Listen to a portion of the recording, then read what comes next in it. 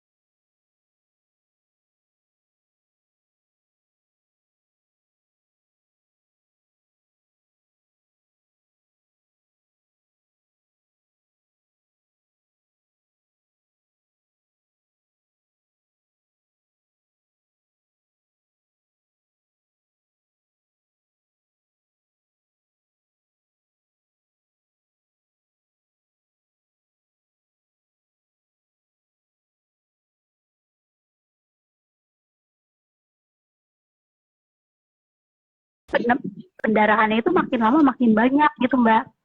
Akhirnya sampai dokter memutuskan untuk mengambil tindakan kuret. Nah kemudian ini yang paling banyak juga ditemukan adalah PCO. Apa itu PCO? PCO itu jadi nanti ketika kita di transvaginal atau di USG transvaginal itu terlihat si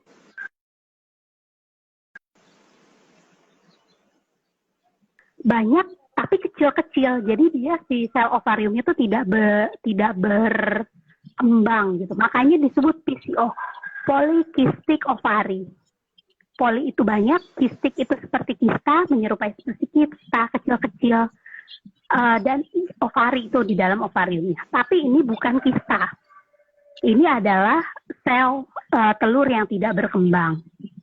Gitu. Jadi dari 3 gejala yang aku sebutkan tadi, minimal perempuan itu punya 2 sudah bisa dikatakan PCOS. Misalnya dia hiperandrogen, dia juga mensnya tidak teratur, tapi dia kalau di transvaginal atau di USG dia tidak ada PCO gitu, sel telurnya besar, itu tetap bisa disebut PCOS gitu. Jadi minimal 2 dari 3 itu sudah disebut PCOS. Nah kalau kita lihat lagi dari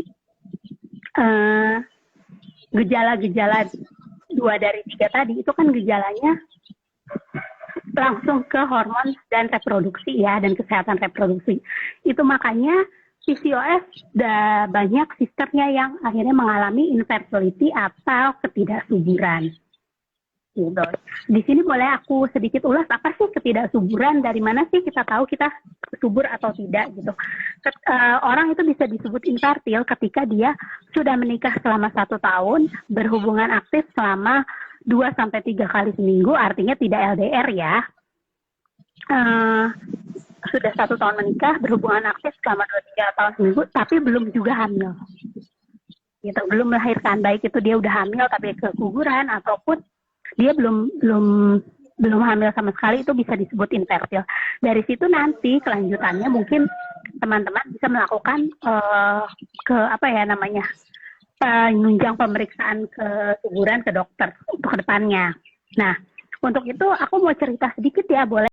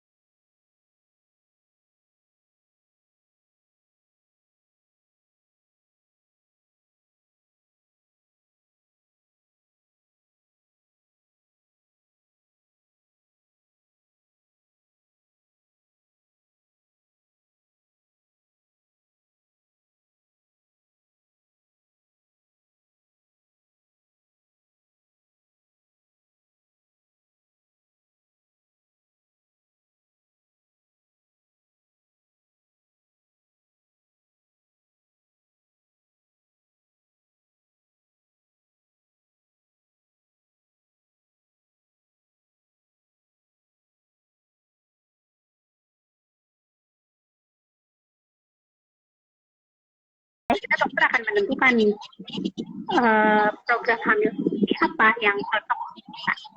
Nah, waktu itu aku melakukan 3 kali induksi ovulasi dan gagal.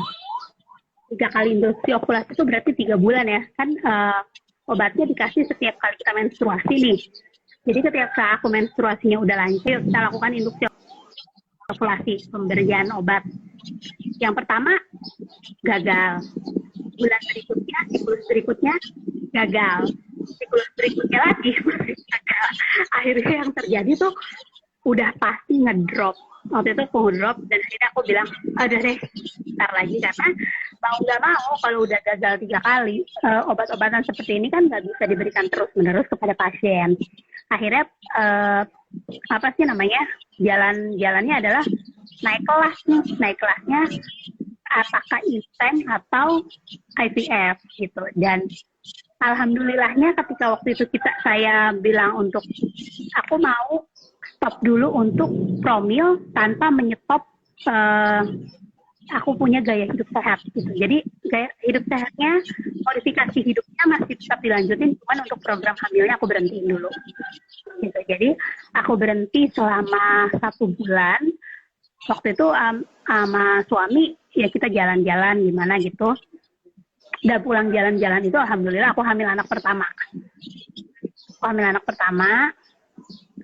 Nah, aku pikir waktu itu setelah hamil PCOS itu sembuh, tapi ternyata tidak.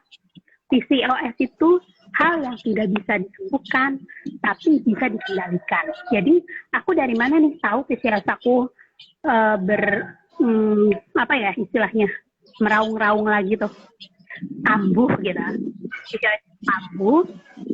Aku tahu ketika anakku berusia kira-kira 6 bulan, dari usia 3 bulan aku udah ngerasain rambut aku rontok parah lagi.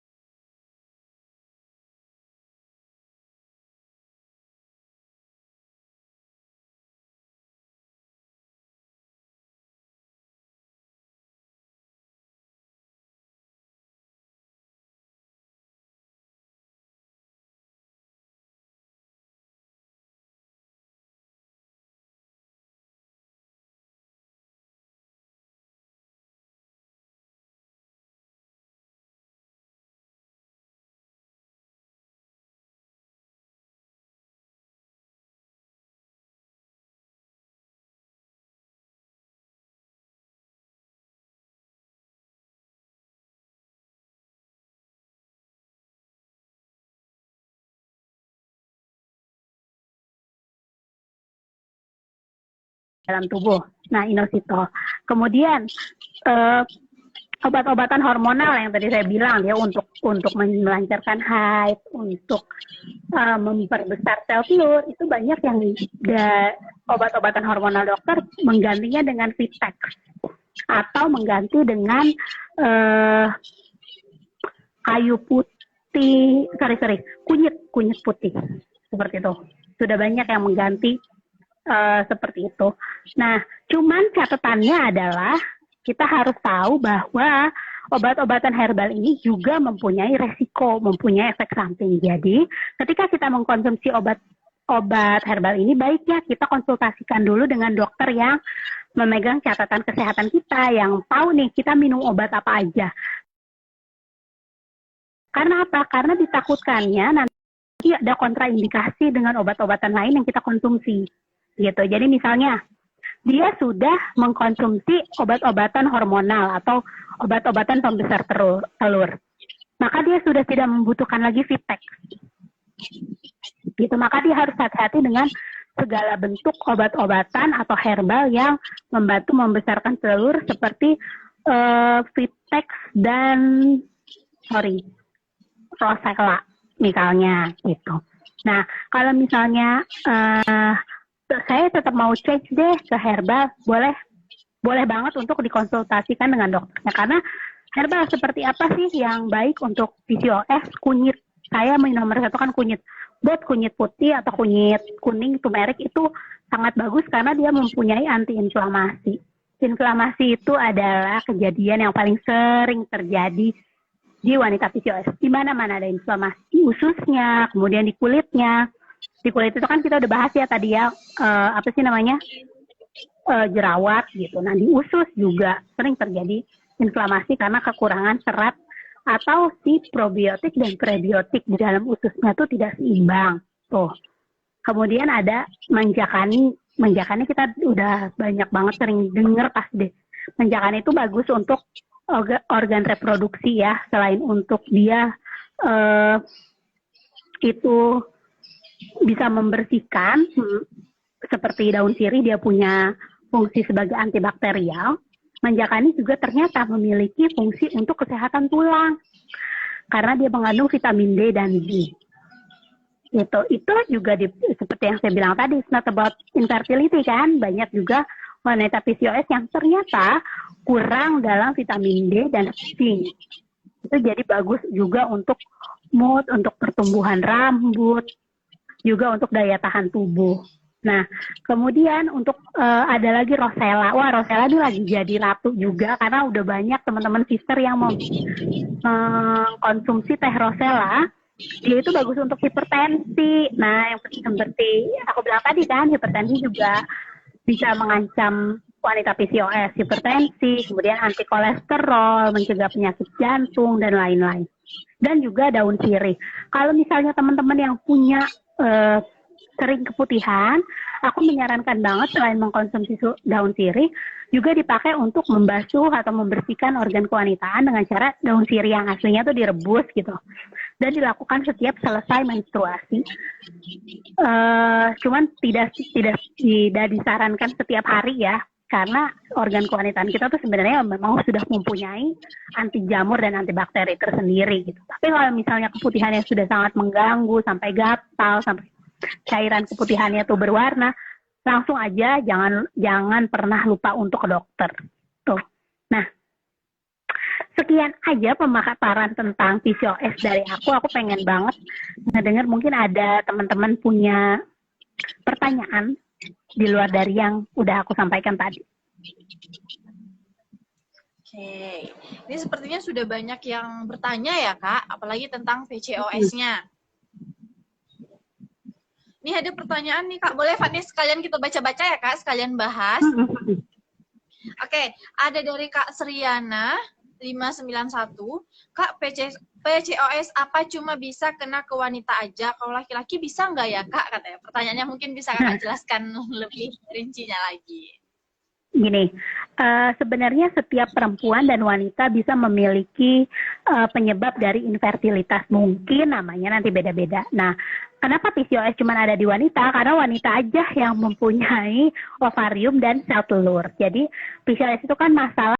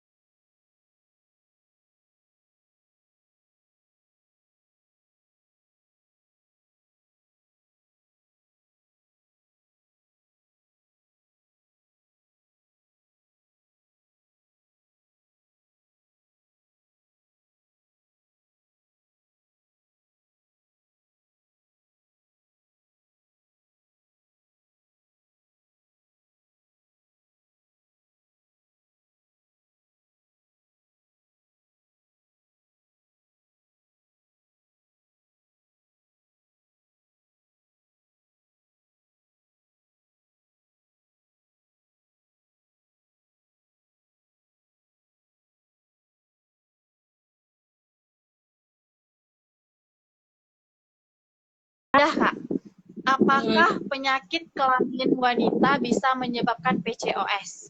Dari Kak Endah, Kak. Jawabannya sampai saat ini aku belum menemukan informasi itu dari dokter ataupun dari jurnal yang aku baca. Justru PCOS itu di aku pernah menyebabkan penyakit di organ reproduksi, yaitu penebalan dinding rahim gitu. Jadi kalau misalnya PCOS sih, kalau misalnya ditanya penyebabnya pure itu dari gaya hidup yang kurang sehat, atau tadi bisa kita udah bilang dari genetik. Jadi ya dua itu aja sih sampai saat ini yang apa ya, penyebab paling umum gitu. Oke, ini ada pertanyaan dari Kak Putri juga. Tadi udah dijelaskan oleh Kak Ani juga gejala-gejalanya.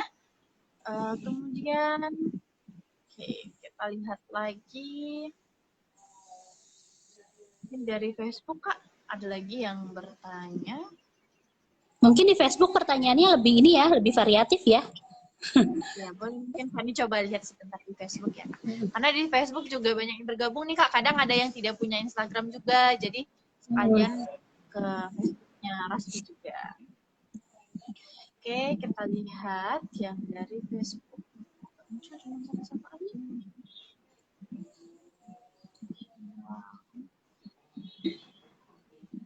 Kayaknya mana? Nanti kita akan berikan hadiah tes cantiknya. Nanti kita ada kuis mitos dan fakta ya, Kak. Nanti yang mendapatkan hadiah tasnya yang bisa menjawab mitos atau fakta. Nanti kita pilih secara acak. Nanti boleh Fani serahkan ke Kak Ani untuk milihnya secara acak. Satu orang pemenang yang dapat tas. Nanti untuk yang 4 orangnya, tim Rosvi yang akan milih. Nanti teman-teman boleh tunggu pengumumannya di postingan Rosvi. Oke, kita coba baca 2 atau 3 pertanyaan lagi nih dari Facebook.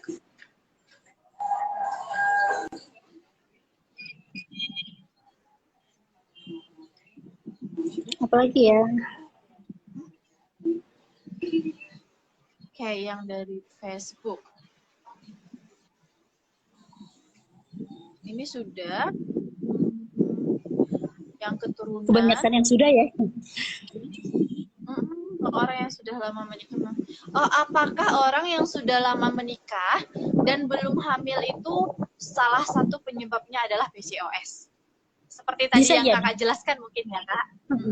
Bisa jadi itu PCOS itu saat ini bisa disebut penyebab infertilitas paling umum, artinya paling banyak. Kalau misalnya aku tanya nih ke obsgin yang udah pernah aku datengin atau ke obsgin yang biasanya berkolaborasi dengan tim PCOS Fighter Indonesia, biasanya aku tanya nih, Dok, paling banyak pasien PCOS kah? Oke, iya, bisa 20%-nya itu pasien PCOS, atau bisa 45%. Yang penting kita nggak menduga-duga ya, untuk PCOS ini kan penyembuhannya dan program kehamilannya membutuhkan obat-obatan dari dokter. Jadi kita nggak bisa self-diagnose.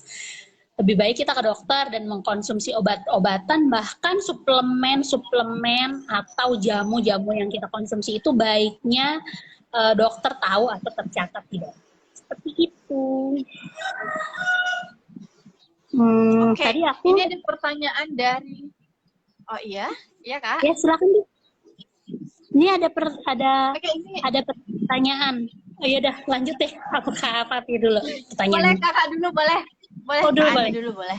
Ini dari Putri Kaputri, ini pertanyaan di Instagram. Pertanyaannya, apakah PCOS terjadi salah satunya faktor makanan dan minuman? Bisa jadi jawabannya, karena kan makanan dan minuman ini termasuk adalah gaya hidup ya. Nah, gaya hidup sekarang tuh ini pernah aku bahas dengan Dr. Malvin Emeraldi, itu ada di Instagramnya PCOS Fighter Indonesia kalau mau lihat. Itu aku pernah live Instagram sama dia dan dia bilang makanan dan minuman jarang tuh menyumbang terjadinya faktor PCOS pada perempuan, apalagi makanan dan apalagi minuman manis. Oh, itu sangat menyumbang besar. Dan aku dari kecil, iya sih benar, karena aku dari dulu walaupun makanan manis nggak hobi, minuman manis aku baru bisa diberhentikan sekarang-sekarang. Gitu. Oke, satu pertanyaan terakhir ya Kak, dari Oke. Kak Aida. Kak, kalau menstruasi itu terlalu lama, gimana ya? Maksudnya itu masa haidnya lebih dari normal, bisa sampai 14 hari juga. Dan masa sucinya belum sampai 14 hari sudah haid lagi. Itu kan tidak teratur haidnya. Apakah juga bisa disebutkan PCOS? Dari Kak Aida, Kak. Oke, aku akan bicara sedikit tentang menstruasi. Menstruasi normal itu biasanya siklusnya 28 sampai 35 hari. Artinya dari hari haid pertama ke hari haid selanjutnya itu kisarannya di 28 sampai 35 hari. Nah, di luar itu kita boleh curiga dengan tubuh kita. Ini apa yang terjadi dengan tubuh kita di luar 28 sampai 35, dan durasi menstruasi itu ada di 3 sampai 14 hari. Jadi lewat dari situ bisa dikontrol ke dokter. Tapi kita nggak bisa bilang ini sudah masuk PCOS karena kan itu cuman haidnya yang tidak teratur. Kita belum lihat apakah dia mengalami hiperandrogen atau memiliki PCO dalam sel ovarinya.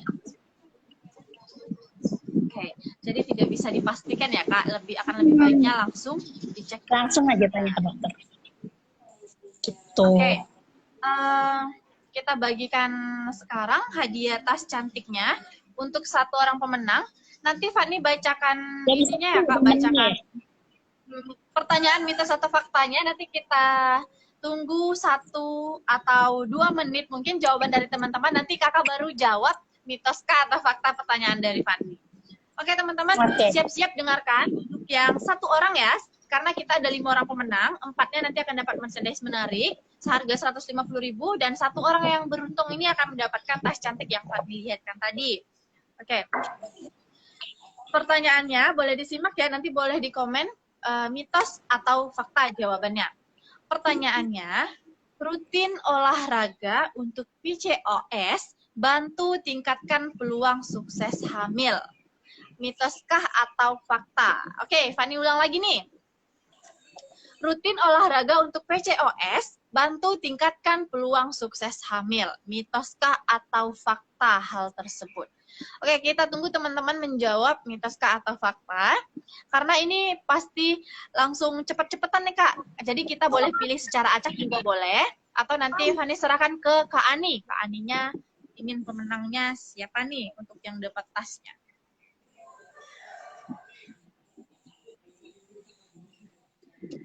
Oke, wah, sepertinya jawaban teman-teman.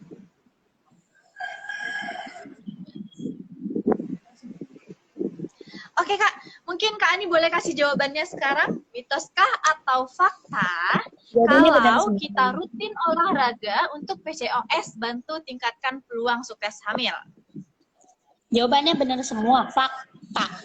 Walaupun kalau misalnya kita terjebak di mitos-mitos zaman dulu kan katanya kalau misalnya mau hamil nggak boleh olahraga, nggak boleh terlalu capek. Tapi justru olahraga itu membantu sel metabolisme tubuh, apalagi di wanita PCOS itu lebih lancar. Jadi nanti resistensi insulinnya juga akan membaik, sel telurnya juga akan besar, dan peluang hamilnya juga akan lebih besar.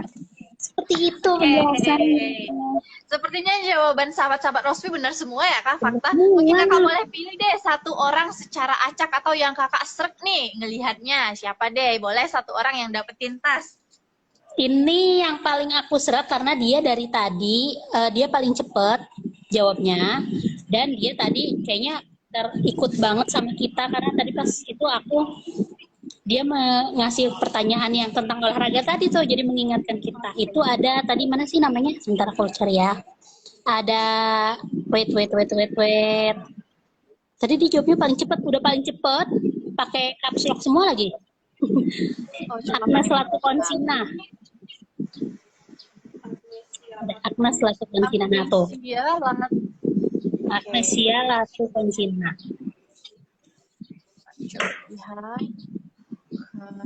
Oh ya, Agnesia Latukonsina. Jawaban pertama juga ya, Kak? Kak Agnesnya.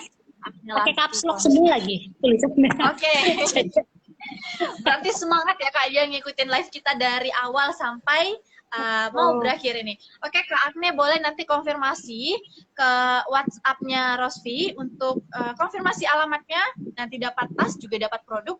Nah, untuk 4 orang lainnya tunggu pengumumannya akan dipilih oleh tim Rosvi. Tunggu pengumumannya di postingan Instagram Rosvi paling lama besok. Jadi pantau nih yang ikut live sekarang, pantau, mana tahu 4 dari nama tersebut ada nama teman-teman semua.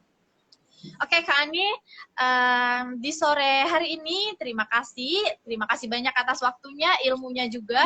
Teman-teman sahabat Rosvi, semoga setelah bertambah ilmu ini lebih berhati-hati lagi, lebih jaga diri lagi, kemudian lebih mawas diri lagi ya Kak untuk menentukan gimana gejala-gejala PCOS. Benar kata Kak Ani tadi, kalau kita misalnya menggunakan produk atau produk herbal ataupun apapun itu, lebih baik konsultasikan ke dokter terlebih dahulu.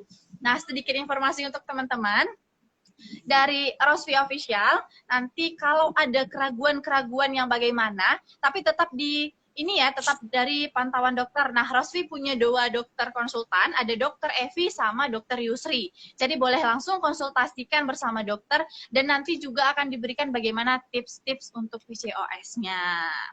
Jadi teman-teman, kalau misalnya masih ada ragu, boleh langsung konsultasi dengan dokter Rosvi. Untuk Kak Ani, terima kasih atas waktunya.